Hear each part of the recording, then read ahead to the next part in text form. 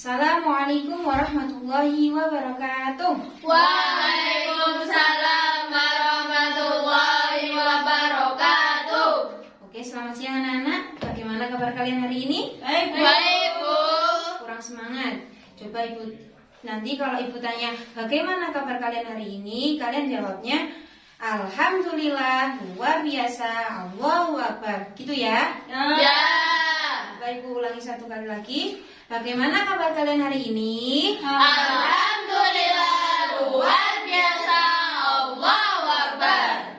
Baik, sebelum kita memulai pembelajaran kali ini, alangkah baiknya kita awali dengan berdoa terlebih dahulu.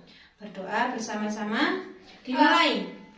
A'udzu billahi minasy syaithanir rajim. Bismillahirrahmanirrahim. Raditu billahi rabba wa bil islami dina wa bi Muhammadin nabiyya wa rasula. Rabbi zidni ilman nafi'a warzuqni fahman thayyiban. Amin ya rabbal alamin. Baik, sebelumnya Ibu absen terlebih dahulu ya. Coba anak-anak tengok samping kanan kalian, samping kiri kalian, depan belakang kalian. Ada yang tidak masuk hari ini? Tidak, Bu. Berarti masuk semua ya? Ya. Alhamdulillah. Oke anak-anak, di pertemuan kemarin kita telah mempelajari tentang peperangan dan penaklukan kota Mekah. Untuk hari ini kita akan mempelajari tentang keteladanan Khulafaur Rasyidin. Anak-anak udah ada yang tahu tentang Khulafaur Rasyidin? Udah, Bu. Ibu guru yakin anak-anak yang dari MTS pasti pernah mempelajari tentang materi ini. Apa itu Khulafaur Rasyidin? Pengganti Rasul. Benar. Khulafaur Rasyidin berasal dari kata khulafa yang artinya pengganti. Secara istilah, Khulafaur Rasyidin adalah para pengganti Rasulullah SAW setelah beliau wafat untuk menjadi pemimpin umat Islam, tetapi bukan sebagai nabi. Ada yang tahu ada berapa Khulafaur Rasyidin itu? 4. Benar, Khulafaur Rasyidin ada 4. Yang pertama adalah Abu Bakar As-Siddiq, yang kedua Umar bin Khattab, yang ketiga Utsman bin Affan, dan yang terakhir Ali bin Abi Thalib. Khalifah yang pertama adalah Abu Bakar As-Siddiq. Abu Bakar As-Siddiq lahir pada tahun 572 Masehi. Berarti beliau lahirnya selisih 1 tahun dengan Rasulullah SAW. Abu Bakar As-Siddiq menjabat sebagai khalifah hanya 2 tahun, yaitu dari tahun 632 Masehi sampai 634 Masehi. Abu Bakar As-Siddiq mempunyai gelar As-Siddiq karena beliaulah orang pertama yang membenarkan peristiwa Isra Mi'raj. Anak-anak ada yang udah tahu apa itu Isra Mi'raj? Udah. Apa itu Isra Mi'raj? Perjalanan malam. Ya. Isra Mi'raj adalah perjalanan malam dari Madinah ke Baitul Maqdis lalu naik ke Sidratul Muntaha. Pada peristiwa Isra Mi'raj tersebut, Nabi Muhammad diperintahkan untuk menetapkan hukum sholat 5 waktu. Dan Abu Bakar As-Siddiq adalah orang pertama yang membenarkan peristiwa Isra Mi'raj tersebut. Maka Nabi Muhammad SAW memberikan gelar As-Siddiq kepada Sayyidina Abu Bakar. Ya. Setelah Nabi Muhammad SAW wafat, Abu Bakar As-Siddiq ditunjuk untuk menjadi khalifah dengan melalui musyawarah di Thaqifah Bani Sa'idah.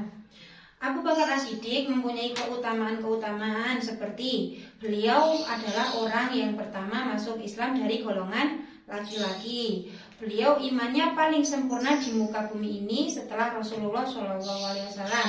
Abu Bakar As-Siddiq juga sangat dicintai oleh Nabi Muhammad SAW. Beliau rela berkorban untuk mengorbankan seluruh harta bendanya untuk kemaslahatan umat Islam dan di jalan Allah Subhanahu wa taala. Pada masa kekhalifahan Abu Bakar As-Siddiq terjadi peristiwa-peristiwa penting seperti banyaknya kaum-kaum yang keluar dari agama Islam atau disebut dengan riddah. Atau yang kedua, banyaknya orang-orang yang mengaku sebagai nabi-nabi palsu. Contohnya seperti Musailamah al-Khazzab, Aswad al-Ansi, dan Tulaiha al-Asadi. Maka dari itu, Abu Bakar As-Siddiq mengusahakan untuk memberantas para nabi palsu tersebut, menumpas para pembangkang zakat, dan memberantas para orang-orang yang murtad dari Islam, dan mulai mengumpulkan Al-Quran dalam satu mushaf. Khalifah yang kedua adalah Umar bin Khattab. Umar bin Khattab lahir pada tahun 581 Masehi. Beliau menjabat sebagai khalifah sekitar 10 tahun, dari tahun 634 sampai 644 Masehi. Masuknya Islam Umar bin Khattab sangat istimewa. Pada suatu ketika Umar bin Khattab ingin membunuh Nabi Muhammad SAW. Di dalam perjalanan, beliau bertemu dengan seseorang yang memberitahukan bahwa adiknya Fatimah binti Khattab telah masuk Islam dan mengikuti ajaran Rasulullah SAW. Ketika mendengar kabar tersebut, Umar bin Khattab pun murka, lalu mendatangi rumah adiknya. Setelah sampai di rumah adiknya, beliau menemukan suhuf-suhuf Al-Quran atau lembar-lembar Al-Quran. Lalu dia membacanya. Setelah membacanya, Umar bin Khattab mendapatkan hidayah dari Allah Subhanahu wa taala, dan beliau berkata bahwa tidak ada satu makhluk pun yang bisa membuat ayat seperti ayat Al-Quran. Setelah membaca ayat tersebut, Umar bin Khattab pun ingin masuk Islam. Lalu beliau mendatangi Nabi Muhammad SAW dan akhirnya beliau masuk Islam. Alhamdulillah. Keutamaan Umar bin Khattab.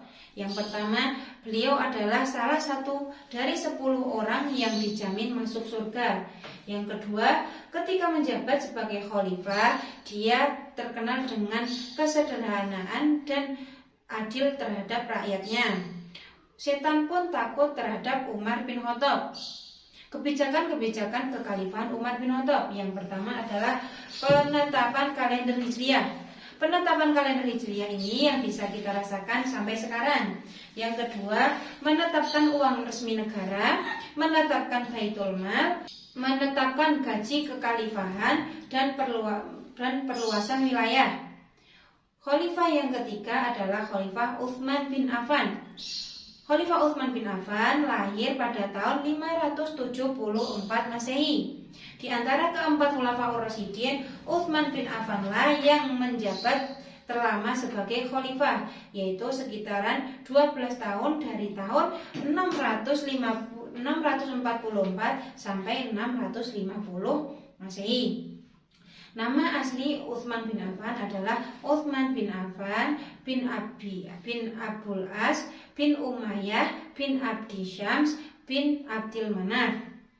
Utsman bin Affan memiliki gelar Dzunnurain. Anak-anak ada yang tahu apa itu Dzunnurain? Tahu. Apa itu Dzunnurain? Memiliki 2 cahaya. Ya, pintar. Dzunnurain artinya adalah pemilik 2 cahaya. Beliau diberi gelar Dzunnurain karena beliau menikahi 2 putri Rasulullah SAW, yaitu Ummi Kulthum dan Ruqayyah. Pendapat lain mengatakan beliau dijuluki Dzunnurain karena beliau selalu melaksanakan ibadah malam, yaitu sholat dan membaca Al-Quran. Cahaya yang pertama adalah sholat tersebut, dan cahaya yang kedua adalah membaca Al-Quran. Utsman bin Affan dikenal dengan sebagai sosok yang sangat pemalu. Beliau pun juga sangat disegani oleh Rasulullah SAW. Kebijakan Utsman bin Affan ketika menjabat sebagai khalifah, yaitu meneruskan kebijakan kekhalifahan Umar. Yang kedua, menerapkan sistem ekonomi seperti menyerahkan Baitul Mal dan mendistribusikan barang mustahik. Yang ketiga, menerapkan pajak bumi. Dan yang terakhir, mengizinkan rakyat miskin untuk menggunakan tanah milik negara. Prestasi-prestasi kekhalifahan Utsman bin Affan. Prestasi kekhalifahan Utsman bin Affan yang pertama adalah menyatukan semua umat Islam dalam satu penulisan mushaf Al-Quran. Yang kedua, perluasan wilayah sampai ke Syam. Dan yang ketiga, mengatur pola pemerintahan seperti manajemen kekhalifahan. Utsman bin Affan wafat pada umur 82 tahun yang akhirnya digantikan oleh Ali bin Abi Thalib. Ali bin Abi Thalib lahir 10 tahun sebelum Nabi Muhammad SAW diangkat sebagai Rasul. Jadi beliau lahir ketika Nabi Muhammad SAW berumur 30 tahun. Ali bin Abi Thalib menjabat sebagai khalifah sekitar 5 tahun, yaitu dari tahun 655 Masehi sampai 660 Masehi. Keutamaan Ali bin Abi Thalib. Beliau masuk Islam sejak kecil. Beliau juga pernah berkorban untuk menggantikan tempat tidur Rasulullah yang hendak hijrah ke Madinah. Ali bin Abi Thalib dikenal sangat cerdas, berilmu dan pemberani. Beliau sering dijadikan pemimpin pasukan muslim. Pada saat terpilihnya Ali bin Abi Thalib, Muawiyah bin Abi Sufyan enggan berbaiat mendukung Ali bin Abi Thalib, sehingga terjadi pertempuran antara Muawiyah dan Ali bin Abi Thalib yang dinamakan dengan perang Siffin. Lalu perang tersebut berakhir dengan perdamaian yang dinamakan dengan peristiwa Tahkim.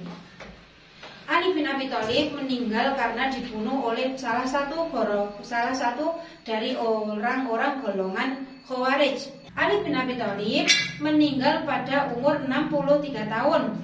Setelah Ali bin Abi Thalib wafat, maka berakhirlah kepemerintahan masa khalifah yang kemudian diganti dengan kepemimpinan Bani Umayyah yang khalifah pertamanya adalah Muawiyah bin Abu Sufyan. Mungkin cukup yang Ibu sampaikan hari ini.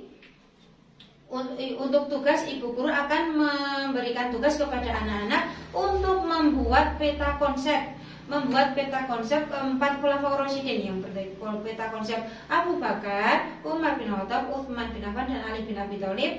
Lalu peta konsepnya dikumpulkan di pertemuan minggu berikutnya. Paham anak-anak? Paham, Bu. Ada yang ingin ditanyakan? Boten, tidak. Ya, semoga kita mendapatkan ilmu yang bermanfaat. Kurang lebihnya mohon maaf. Wassalamualaikum warahmatullahi wabarakatuh. Waalaikumsalam warahmatullahi